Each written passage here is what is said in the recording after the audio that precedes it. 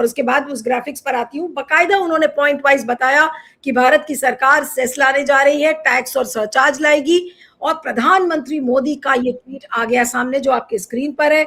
मोदी जी ने ट्वीट क्या किया, ये आपको एक बार फिर से दिखा देते हैं। मोदी जी का ट्वीट एक बार फिर से दिखा दीजिए। मोदी जी ने अपने ट्वीट में ये लिख डाला, this is totally false, not an iota of truth in this. There is no question of putting such restrictions on foreign travel.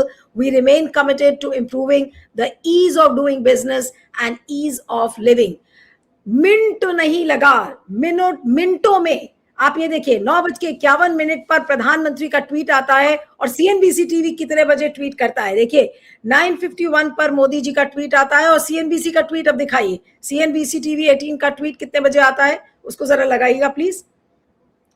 ये देखिए 10:11 पर 9:51 पर प्रधानमंत्री मोदी का ट्वीट आता है। 10:11 पर कल ही की डेट में सीएनबीसी टीवी 18 माफी मांगता है, स्टोरी विड्रॉ करता है और ये कहता है कि regret, it was an error. अब ये बताइए सूत्रों के हवाले से इसका मतलब क्या अब गलत खबरें प्लांट की जा रही है? भाई सूत्रों के पूरी मोदी सरकार सूत्र लोग पे ही तो चलती है, एएनआई के सूत्र, यहाँ के सूत्र, वहां के सूत्र, ये सूत्र लोग गड़बड़ कैसे हो रहा है? आखिर प्रधानमंत्री नरेंद्र मोदी के कार्यालय में ऐसा क्या हो रहा है कि इस तरीके की खबरें पहले प्लांट होती हैं और अब वही टीवी चैनल्स जो पहले उन खबरों को चलाते थे, पेडल करते थे, अब वो वापस ले रहे हैं क्योंकि प्रधानमंत्री को इसका खंडन करना पड़ रहा है। आज जितने भी जर्नलिस्ट होंगे वो यही सोच रहे होंगे कि अरे इस खबर में क्या दम है, मोदी जी ने इसका खंडन कर दिया, बेवजह आप लोग इसको डिस्कस कर रहे हैं। लेकिन मुझे एक चीज क्लिक कर रही थी कि ये बियॉन्ड द ऑब्वियस है, ये चीज किसी को भी क्लिक करनी चाहिए कि आखिर ऐसा क्या हो गया कि मोदी जी को कूद कर ट्वीट करना पड़ा। क्या मोदी जी के जो मीडिया एडवाइजर्स थे या हिरेन जोशी टाइप के जो लोग अब पीएमओ को संभाल रहे हैं वो क्या गड़बड़ हो गए, या हिरेन जोशी की कमी लग रही है कि हिरेन जोशी जो सबको डिक्टेशन देते थे सुबह से शाम तक प्रधानमंत्री के कार्यालय से बैठ के, वो चीजें गड़बड़ आ गई? आज ये समझने की जरूरत है to go beyond the obvious और फाइंड आउट कि आज नरेंद्र मोदी को ये ट्वीट क्यों करना पड़ा। आज नरेंद्र मोदी के जो एडवाइजर्स हैं या उनके प्रिंसिपल सेक्रेटरी हैं, अब तो बहुत सारे लोग हैं पीएमओ के दफ्तर में जो ये सारा काम संभालते हैं मीडिया का। हिरेन जोशी जब से गए हैं तब से बहुत सारे लोग देखने लगे हैं, तो क्या वो लोग बिल्कुल बेकार हो चुके हैं या प्रधानमंत्री को उन पर विश्वास नहीं है कि प्रधानमंत्री को ये बात ट्वीट करनी पड़ी? ये चीज थोड़ा सा ताजुब कर रही है और ये रेयर रिबटल है। जैसा एनडीटीवी ने कहा, it's one of a rare rebuttal. बहुत रेयरली कभी ऐसा होता है, रेयरली क्या, मैं तो कहूंगी कभी नहीं हुआ कि मोदी जी को उतर कर आकर खुद खंडन करना पड़े और टीवी चैनल को बोलना पड़े कि नहीं आपने ये गलत खबर चलाई है। और खबर क्या थी, रायता कहां से फैला? खुद मोदी जी की अपील से फैला। मोदी जी ने कहा विदेश मत जाओ, उसके बाद जब मोदी जी कहेंगे तो क्या होगा? बाबू लोग क्या करेंगे, ब्यूरोक्रेट्स क्या करेंगे? वो यही कहेंगे कि अरे मोदी जी ने कह दिया विदेश मत जाओ, तो अब हमें टाइटनिंग ऑफ द बेल्ट अगर करना है तो हम क्या करेंगे? बट ऑब्वियस है कि फॉरेन ट्रैवल पर आप सेस लगाएंगे या सरचार्ज लगाएंगे, ताकि जब महंगा पड़ेगा तो कोई जाएगा नहीं, कोई ना कोई आएगा। अब ये अगर खबर टीवी चैनल कर रहा है तो मोदी जी उस खबर को क्या कह रहे हैं? नहीं ये गलत है। तो उनको क्या डर था? उन्होंने क्यों इस बात का खंडन किया? आज सवाल ये उठता है, मोदी जी को उतर कर आकर क्यों ये लोगों को बोलना पड़ा कि इस टीवी चैनल ने गलत खबर की है? और वो टीवी चैनल जो कि जिसकी रीढ़ गायब हो गई है, अपने सूत्रों, अगर उसके सूत्र इतने सही थे और अगर वो कन्विंस था वो रिपोर्टर कि उसने खबर सही चलाई है, तो he should have stuck to his ground. उसको कहना चाहिए था कि नहीं ये फलाना फलाना XYZ ने ये खबर दी थी, या नाम नहीं भी लेता और कहता कि भाई हमारे सूत्र सही है और इस बात की चर्चा हो रही है।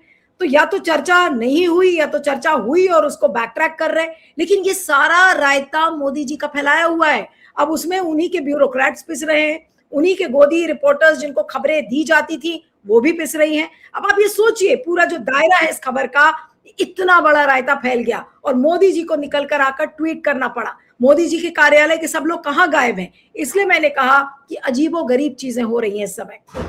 या तो मोदी जी के कंट्रोल से बाहर हो रहा है, या तो मोदी जी ने एक ऐसी अपील कर दी जिस अपील को लेकर अब उन्हें समझ में नहीं आ रहा है कि हम क्या करें।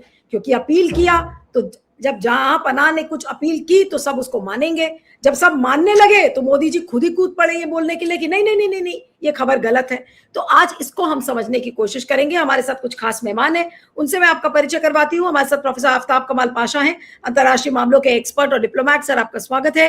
अनिल सिन्हा जी, वरिष्ठ पत्रकार, पॉलिटिकल कमेंटेटर, हमारे साथ हैं, आपका स्वागत है। मीनू जैन, वरिष्ठ पत्रकार, पॉलिटिकल कमेंटेटर, हमारे साथ हैं। मीनू जी आपका भी स्वागत है। Siddharth Sharma, independent media analyst, भी हमारे साथ हैं। सिद्धार्थ आपका भी स्वागत है। और चर्चा में आज मीनू जी से शुरू करती हूँ कि मीनू जी आपको क्या लग रहा है कि ये खबर बियॉन्ड द ऑब्वियस नहीं है? इस खबर को लेकर सारे जर्नलिस्ट यही कहेंगे कि अरे आप लोग फालतू में इस खबर को लेकर पड़े हुए हैं। जब प्रधानमंत्री मोदी ने ही कंडेम कर दिया, टीवी चैनल ने ही माफी मांग ली, सॉरी बोल दिया, तो आज हम चर्चा करने के लिए किस बात के लिए बैठे?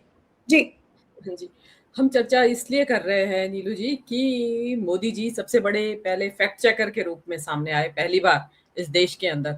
अदरवाइज तो मोहम्मद जुबैर को ही गालियां दी जाती है कि बकवास फैक्ट चेक करता रहता है, हमेशा सत्ता के विरोध में फैक्ट चेक करता है। तो आज मोदी जी आए और एक्चुअली तो उन्होंने मीडिया के विरोध में फैक्ट चेक कर दिया, जो वो मीडिया जो उनका पालतू है, जिसको हम गोदी मीडिया या डॉगी मीडिया या दरबारी मीडिया पता नहीं क्या क्या कहते हैं, उन्हीं आज मोदी जी ने अपने पालतू मीडिया का फैक्ट चेक कर दिया कि ये मेरा जो मीडिया, उन्होंने एक इन अगर आप सोचे तो सोचिए कि मोदी जी का जो पाला हुआ मीडिया है वो किस तरह से झूठ भी फैलाने लगा है, झूठ फैलाता है सरकार के, जिससे कि सरकार सासत में पड़ जाती है, परेशानी में पड़ जाती है।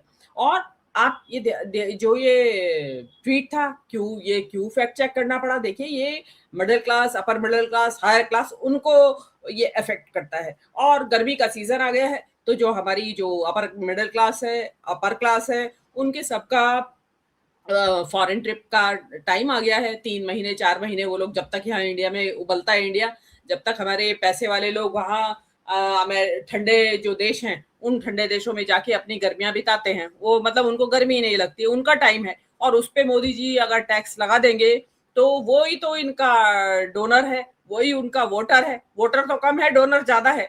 अगर वो नाराज हो गए, कहते हैं ना कि अपने अपने जो वीआईपी गेस्ट हैं जो मोदी जी, उनको कैसे वो नाराज कर सकते हैं? तो और देखिए, क्योंकि जो कहा जा रहा है, जो राहुल गांधी ने बहुत पहले कहा था कि सूट बूट की सरकार है, मतलब जो लोग सूट बूट पहनते हैं उन लोगों की सरकार है, और वही लोगों को फॉरेन ट्रेवल पे जाते हैं जो, और 3 महीने के लिए तो अब जाएंगे, 4 महीने के लिए। आप बॉम्बे में जाके देख लीजिए, जो मलाबार हिल और जो पॉश एरिया है साउथ बॉम्बे का, वो सब खाली हो चुका होगा, जा चुके होंगे सब लोग। 3 महीने बाद आएंगे अभी, जब तक यहाँ मानसून नहीं आ जाएगा बॉम्बे में।